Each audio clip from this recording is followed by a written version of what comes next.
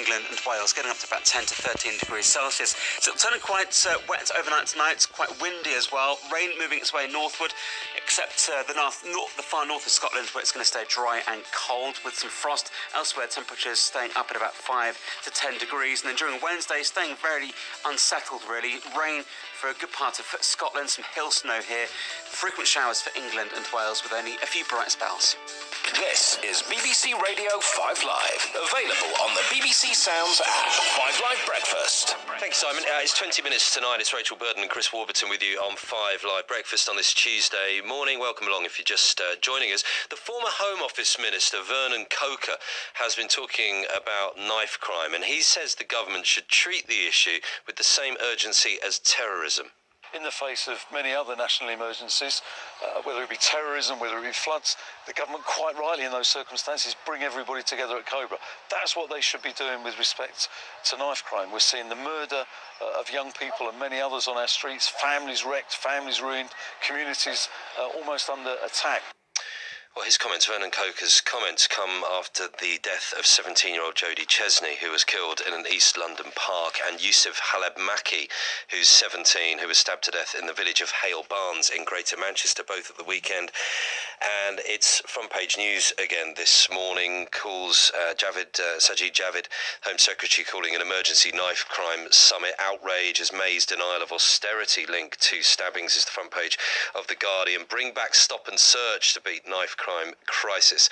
One police leader calling for that controversial policy to come back in the front page of the Daily Telegraph. Well, last night, 6 people were arrested after a gang armed with knives threatened students near a sixth form college in Lancashire in a pre-arranged incident. I've seen some videos of that, and it is quite shocking stuff. Chris Douglas is now a youth worker, used to carry a knife, goes into schools himself from time to time, and is with us now. Morning, Chris. Good morning. Good morning. It's a pleasure to be here. Well, well, thank you for coming in. Why did you used to carry a knife? Before I get into that, I just want to firstly send my prayers and my thoughts to those who have lost their lives, families, friends, parents. The ripple effect goes on, and it's a sad state of affairs for a country like ours. It hurts to hear and see what's going on, and I'm dedicating my life to helping sort this problem out, because it is a national emergency, and yeah, we need to put an end to it. Coming back to your question, just speaking about it this week, many young people carry knives because of fear. I was saying to a colleague, many young kids are finding themselves in a war mode, almost a Call of Duty mode, live on the streets, and it's not because they wake up in the morning and say, yes, today's the day I carry a knife, I'm going to go and find the nearest target. It's not that. These young guys are carrying a knife because they're in survival mode, and I try my best to empathize with them, because it's either they protect themselves or they continually watch over their shoulders and worry about getting stabbed. And when they see people getting killed in the media, when they see it on YouTube, Instagram, every week it's RIP, or every week it's another guy in hospital. And these guys are seeing it. And although these guys may come across as really, really hard on the outside, these guys are fearing on the inside. These scared young kids who carry a knife because they're fearing, they're scared about what's going to happen, and they're in a battle mode at the moment. And it's a sad state of affairs. What do we do about it? It's a difficult one. I was discussing this morning as well. One of the things that we do in Unique Talent is we're doing mediation.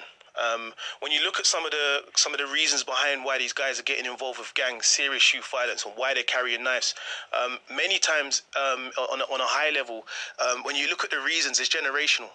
And when we sit these young guys down and we get them in a room in a controlled, risk-assessed environment, we ask them, why have you got trouble with one another? And many times, young kids can't even tell us why, which is sad.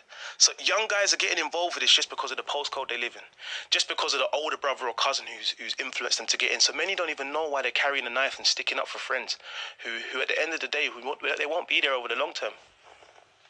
What about what Vernon Coker's saying here, that this should be treated in the same way as we talk about terrorism? You know, a lot of schools have got prevent officers, for example, people who are trained to be able to talk about some of those issues, to spot some of those issues, to discuss those issues with the pupils at the school. How much is knife crime and all of the issues around it talked about in some of the schools that you've gone and talked to people? I'm thankful, you know, going back 10 years ago when I was working for other organisations, many schools were a little bit protective. Didn't want the bravado over the school name, didn't want the bad stigma. And in 2011, riots came along, and then we had schools screaming out for help. And now we've got more schools screaming out for help. Schools are in absolute desperate need for professional support, and they need credible groups like you, need talent in the schools to come in, share personal experiences. Well, that's what I was going to say, because it's no good just having teachers and what have you who see the headlines and maybe follow it as a news story. It'll be the same as some of those criticisms that you've had about old ways of talking about sex education and stuff like that, just really giving lip service. It needs to be people like you, doesn't it? And people who are willing to go in and talk about their personal experience. But does that work, though? It works. Listen, the first and foremost, young people, they're not silly. They know who cares. They know who's passionate. They know who's there to tick a box. They know who's there just to do an exercise. When we go into the schools, we come in with passion. We challenge all these misconceptions about prison and carrying a knife is cool, and you know, young people think it's safe to stab people in the leg, and all sorts of stuff comes up in sessions. We go in and we shut all this down. We bring a real glimpse. How can you shut all of it down, though? Because you go in, you talk about your personal experience, you demystify some of those issues around it, but you said a lot of this is about fear, and some of it is about a fear that doesn't actually need to exist. That doesn't disappear the moment you walk out of the assembly. Couldn't agree with you more. Now, there's two different things we're talking about here. We've got the early intervention, which is great, and we need to be doing more of this. We need to be educating young kids who are at risk of getting involved with serious violence. And then you've got the other side of it, where young kids are so deep in. People have been hurt, people have died, where there's no turning back unless there's a relocation process or someone dies. And this is the situation we're finding at the moment. Many kids fear for their life. Many kids, there's people who are not forgiven for what has happened in the past, and it's a really difficult situation.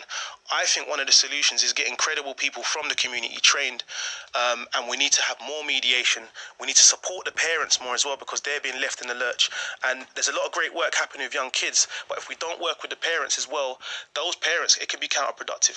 So we need to support the parents to work with us as well. And the saddest, and it really is sad, and the most shocking part of it is when you look at the front page of one of the newspapers today, it just asks how many more. 2017, you used the word kids. And this newspaper has the names of those 27 teenagers who have been stabbed to death in just a year. And you look at the names, you look at the ages, you're talking about 15-year-olds, 14-year-olds, 16-year-olds. I wonder, with what's being talked about now, you've really got to hope it isn't just going to be one of those ones that we talk about for a lot now, we talk about it a lot for the next couple of weeks, and then something else comes along and it disappears for a while, and we kind of get used to it. You get used to those numbers. How confident are you that in a year's time, 2 years' time, we'll actually have started, turning the tide a little bit? I want to send a message to Theresa May. I want to send a message to the leaders of this country. This is a national emergency. We do not want to hear budgets. We do not want to hear cutbacks. We don't want to hear about cutbacks in police forces. If this is a national emergency, we need to throw money at this. We need to throw resources at this, and we need to stop putting excuses in place. People are dying. When I saw that newspaper clip you're talking about there this morning, I felt like crying. This is disgusting for a country like this to have so many deaths in 1 year with young kids under the age of 24.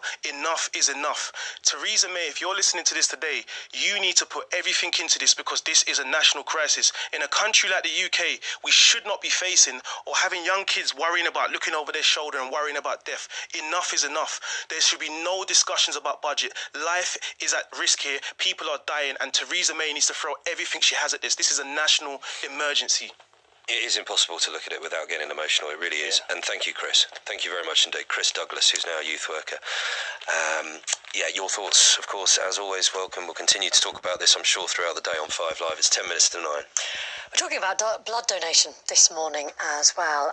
And